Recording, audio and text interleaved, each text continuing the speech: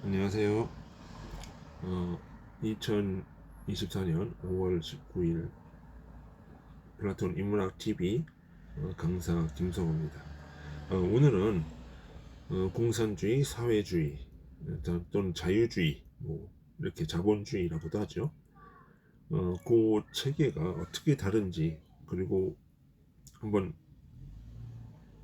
그 체계를 우리가 어떻게 생각을 해야 되는지 한번 보도록 하겠습니다. 오늘 좀 제가 느끼는 생각이, 요즘에 이 마르크스 자본론, 유물론은 우리 사회가 잘 왜곡돼서 인식을 하고 있다라는 좀 생각이 들어요.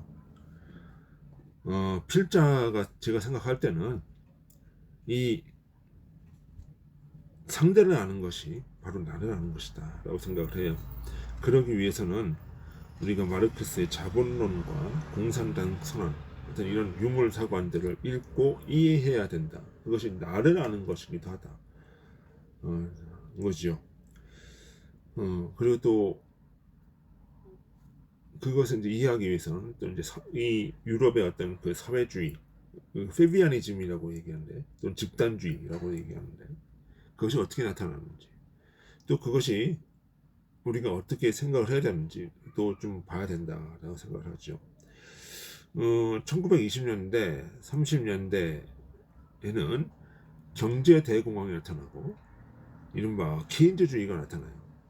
그러니까 20년대, 30년대는 미국에서 경제 대공황이고, 이 경제 대공황 여파뿐만 아니라 유럽 자본주의 자체가 굉장히 어렵고 힘든 상태였다라고 하는 거죠. 근데 이 상태에서 이제 케인즈주의라고 하는 것이 나타나는데, 이 케인즈주의는 이제 국가가 경제나 이런 것에 적극적으로 개입을 해야 된다는 것이죠. 그러니까 유럽에서도 그와 같은 케인즈주의 같은 사상들이 나타나기 시작을 해요. 근데 이제 워낙 그 미국의 어떤 그 루즈벨트 대통령이 이 케인즈주의를 케인즈의 그 사상을, 케인즈의 책을, 원리를 인용을 해서 후보 때문이라든가 뉴딜 플랜 이런 것을 만들었고, 그것이 마셜 플랜으로 유럽에 또 건너가기도 했기 때문에 케인즈주의라고 제가 이름을 하는 것이죠. 케인즈주의는 존 메이나드 케인즈라는 사람이 화폐, 이자, 고용에 대한 일반 이론이라는 책에서 밝힌 경제 이론입니다. 그러니까 화폐, 이자, 고용에 대한 일반 이론이라는 책인데, 일반이라는 것이 굉장히 중요해요. 보편적으로 적용된다는 것이죠. 그러면 보편적으로 적용되는 것인데, 누가 이것을 적용시키느냐? 바로 국가가 적용시킨다는 것이죠. 그래서 그냥 일반 이론이라고 얘기를 해요. 그러니까 국가가 개입을 해야 된다는 거죠. 이 제너럴이라고 하는 것이 보편성을 띠는 어떤 것이라는 거죠. 그러면 이것이 왜 그렇게 됐을까? 이 내용이 뭐냐 하면, 경제 대공황이라고 하는 거는, 경제 대공황은 유럽이나 자본주의 사회가 발전하면서 굉장히 대량 생산, 대량 소비의 체계로 바뀌죠. 뭐 그 포디즘이라든가 이런 그 레일 레일을 통해서 이제 공장 자동화가 되어지고, 이러면서 이제 대량 생산, 대량 소비 체제가 일어나게 되는데, 문제는 뭐냐면 케인즈주의, 저는 이제 이게 케인즈가 이렇게 생각한다는 거예요. 케인즈는 이걸 어떻게 생각했냐면, 공장에서는 생산 물량이 엄청나게 쏟아지는데, 일반 개인들이 그것을 살 수 있는 수요가 안 되는 거예요. 그러니까 시장이라고 하는 것이 수요와 공급이라고 하는 그 원리에서 들어가는데, 공급량은 엄청나게 많아졌는데 일반인들이 그것을 수용을 그 수요를 감당할 수요가 그것을 따라가지 못한다는 거죠. 그래서 주식가가 폭락을 하고 그래서 이 경제가 굉장히 어려워져야 된다는 거죠. 그러면 이 상태를 어떻게 이 케인즈는 어떻게 해결해야 된다고 하면 국가가 개입을 해가지고 사회복지 정책과 공공일자리 창출 정책을 피면 거기서 지출이 나가는 거죠. 사회복지 정책을 펴가지고 복지를 피면 어떻게 돼요? 그 서민들이 돈을 받잖아요. 그러면 그걸 쓰겠죠. 그러면 수요가 발생한다는 거예요. 그리고 공공일자리 창출. 그러니까 정부가 무슨 후보댐을 짓는다든지 뭐 이런 것을 통해서 대규모 토목공사를 하게 되면 거기에 많은 인력이 동원이 되겠죠. 많은 인력이 고용되겠죠. 그러면 거기에 고용되면 어떻게 돼요? 이 국가가 임금을 주니까, 응? 임금을 주니까 사람들이 일자리가 창출되면서 돈을 벌게 되면서 수요가 생긴다. 이것이 나오는 거죠. 그래서 수요와 공급이 원래대로 가게 된다. 이게 공공 일자리 창출 정책이라는 거죠. 그러니까 이런 거 생각을 하게 된 거예요. 그것을 케인즈는 뭐라고 표현했냐면 유효 수요 창출 정책이다라고 생각을 하는 거예요. 그러니까 전에는 사람들이 마트에 가면 물건도 많은데 그래서 사고 싶은 마음도 많아요. 근데 못 사. 왜? 돈이 없으니까. 수요는 있지만 유효한 수요가 아니다. 효과 없는 수요다. 그거죠. 근데 그거는 어떻게 돼요? 국가가 공공일자리 창출 정책이나 사회복지 정책을 펴가지고 소득이 생기면 유효 수요로 작용할 수 있다는 거죠.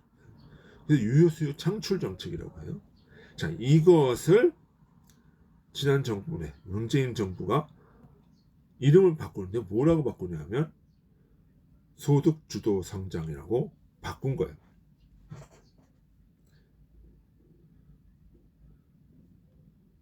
그래서 이런 국가가 이제 개입을 해가지고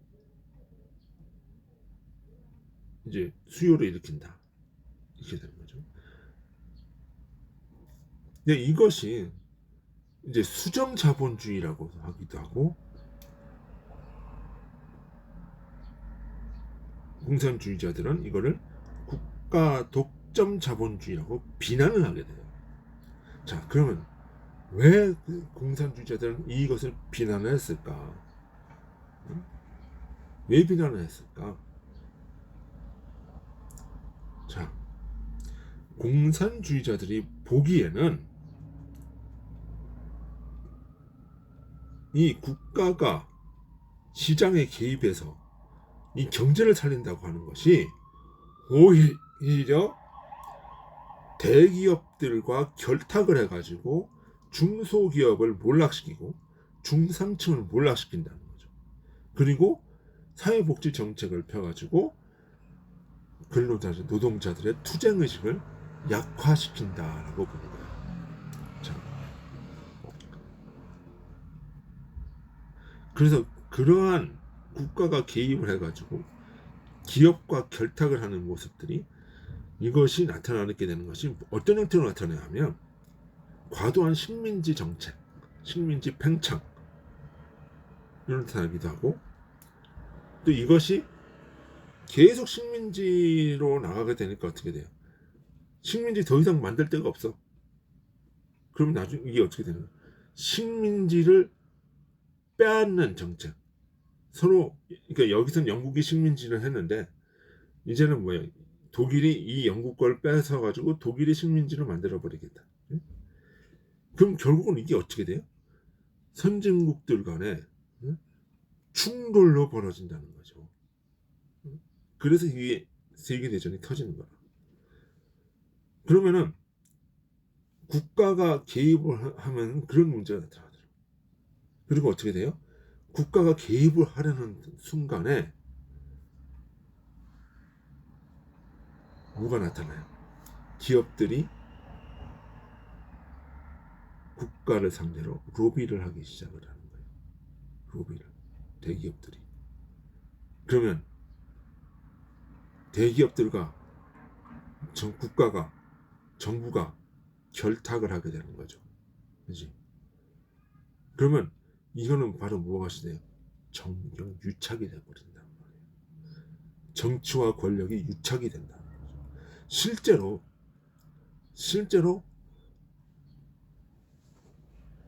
이 군국주의나 이런 나치즘이나 이런 이탈리아의 파시즘 같은 경우는 결탁을 해가지고 대기업이 항상 나오는 거 많아요.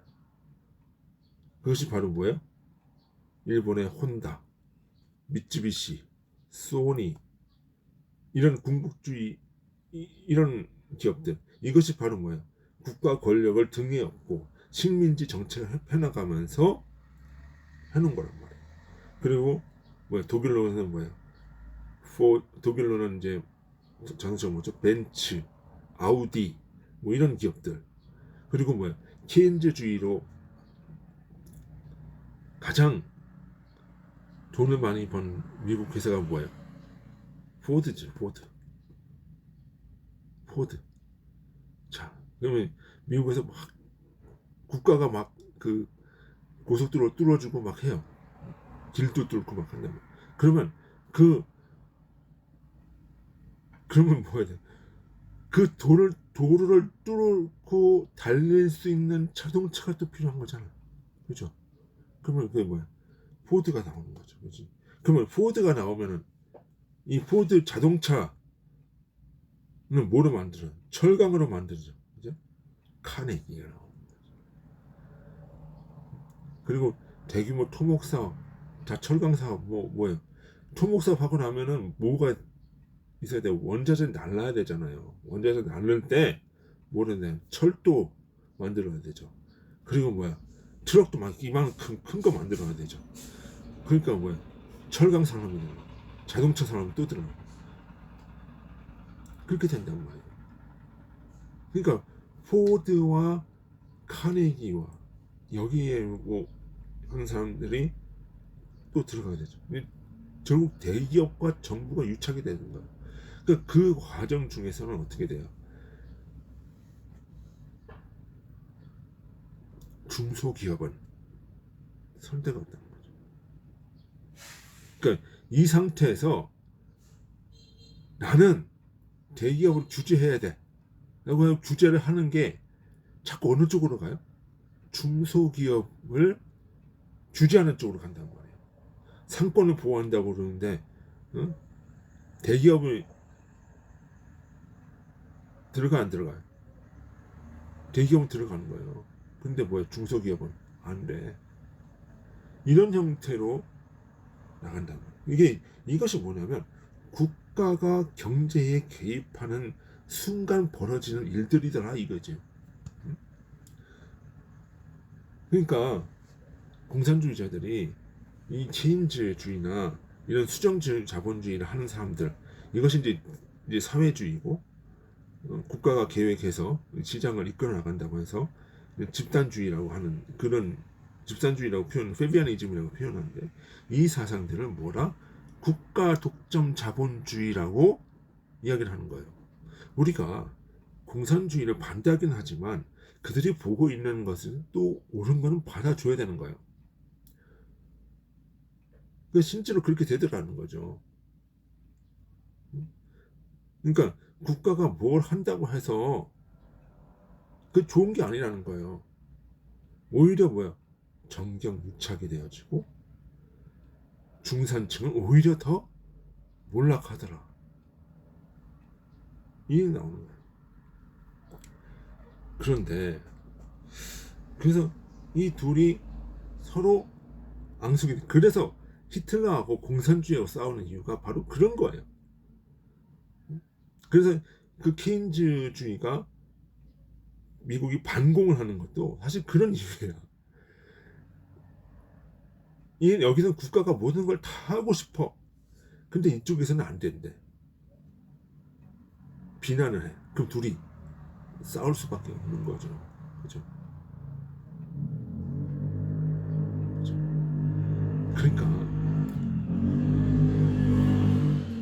공산주의자가 케인즈를 수정 자본주의, 국가 독점 자본주의라고 비난을 하고, 이런 루즈벨트나 이런 사람들이 또 공산주의를 비난을 하고, 그런 사람, 그게 그런 어떤 대척점이 있는 거야. 그러면서 우리가 생각을 해야 되는 것이, 그리고 이 상황들을 가만히 좀 지켜보고 있던 사람들이 있어요. 그게 어떤 사람들이냐면 오스트리아 학파, 시카고 대학의 교수들, 시카고 학파라고 하는 거죠. 이 사람들은 신자유주의라고 이야기를 하는데, 이 사람들은 생각이 틀려. 공산주의도 싫지만 국가가 너무 관여하는 건 안 돼. 이거는 공산주의의 또 다른 변형이야. 뭐 이렇게 생각을 하는 거예요. 이 사람들은 뭐냐면 다시금 고전적인 자유주의로 자유주의 원리를 재해석하면서 시장의 자유를 추구하는 쪽으로 가요. 그러니까 고전적 자유주의라고 하는 게 뭐냐면 아담 스미스의 국부론, 보이지 않는 선언을 얘기하는 거예요. 국가는 국가 방위와 사회 복지와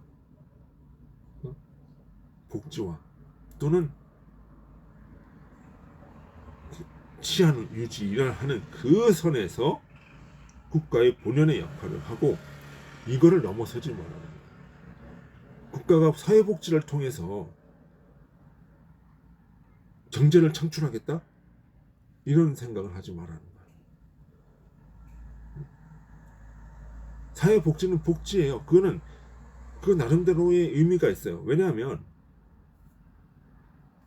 이 사람들이 경제활동을 하다가 어느 순간인가 장사가 잘 안 된다든지, 그 어떤 사고가 났다든지 이러면은 주저앉을 수가 있잖아요. 그러면 그 사람들은 어떻게 해요?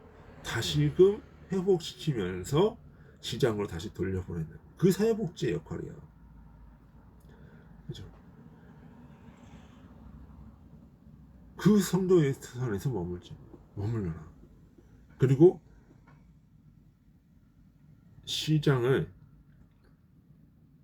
독과점은 규제를 해야 된다. 근데 어떤 형태로 하냐? 이거는 국가가 해가지고 공공 일자리를 창출하고 뭐 이렇게 하는 것이 아니라, 예를 들자면 은행들 얘기하자면, 은행들은 대기업들을 좋아해요. 그래서 대기업들한테 싼 이자에 많이 대출시키는 걸 원해. 왜? 은행은 뭐야? 이자로 먹고 사는 거거든요. 그 대기업들이 은행 돈을 많이 끌어가잖아요. 그렇죠? 그러면은 이자를 많이 받을 수 있거든. 이자를 조금 낮춰주면은 더 많이 가져가겠죠. 그렇죠? 근데 어떻게 소상공인이나 중소기업 같은 경우는 이자율을 안 깎아줘요. 왜? 많이 안 빌려가거든. 그럴 바에는 차라리 저렇게 이자율을 유지하면서 하는 것이 낫다는 거예요. 이렇게 된단 말이에요. 이런 거는 바꿔주란 말이에요. 그렇게 되면 이게 어떻게 돼요? 중소기업과 소상공인과 대기업과의 불공정한 경쟁의 구도가 형성될 수밖에 없단 말이에요. 그런 거는 국가가 이자율을 동일하게 해줘라. 이렇게 개입을 할 수 있다. 이렇게. 국가가 뭐 너는 어디 돈을 직접 풀고 막 이렇게 하는 것이 아니고, 너는 어디 장사해? 이거 뭐 어디 반경 어디에서는 장사하지 마. 이런 식으로 독과점 규제를 하는 게 아니라 보이지 않게 간접적으로 규제를 한다. 그것이 바로 뭐예요? 신자유주의예요. 그리고 될 수 있는 대로 시장에서는 경쟁을 자유롭게 해라. 이 신자유주의가 나온 것이 바로 대처리즘이고 레이건 대통령이 한 거죠. 그것을 도입하면서 경제적인 부흥이 다시 한번 유럽과 미국에 있는 거죠. 그러면서 이것이 나중에 어떻게 되냐면 중국 시장을 개방시키고 공산주의를, 러시아도 개혁 개방을 통해서 공산주의를 몰락시키게 되는 그 역할을 신자유주의가 하게 된다. 는 거죠. 그것이 지금 그 현 정부가 또 노선과 비슷한 측면이 있는 거죠.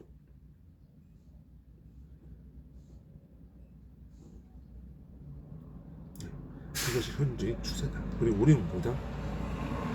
저는 또 저는 개인적으로 신자유주의가 맞다고 생각을 해요. 시장은 시장대로 역할을 해야 되고 국가는 국가대로 역할을 해야 되고 국가는 시장에 개입하지 말아야 이것이 자유롭게 성장이 되고 성장이 돼야 또 복지도 되어지는 거고 또 복지가 있어야 또 이렇게 성장이 또 이루어지는 거고 그 관계다. 국가와 경제는 분리되지만 서로 조화를 이루는 거. 이것이 신자유주의다. 신자유주의가 무슨 뭐 대기업을 어떻게 하고 뭐 그게 아니에요. 오히려 뭐예요? 국가가 개입을 할 때 대기업이 오히려 더 컸어요. 근데 우리가 생각하는 건 뭐예요? 국가가 개입을 해서 기업들을 규제를 하고 해줘야 된다. 이거죠. 그것이 사실은 이런 부분에서는 잘못 이해되는 부분이 있다라고 하는 것입니다. 오늘 자유주의, 사회주의, 공산주의가 어떻게 다른지를 생각을 해봤습니다. 부족한 생각해봤습니다. 그러니까 잘 이해하시고 우리가 어떤 생각을 해야 될지 여러분들 고민해 보시고 더 좋은 생각도 있으면 댓글로 달아주시고 하셨으면 감사드리겠습니다. 예, 수고하셨습니다. 안녕히 계십시오. 다음에 뵙겠습니다.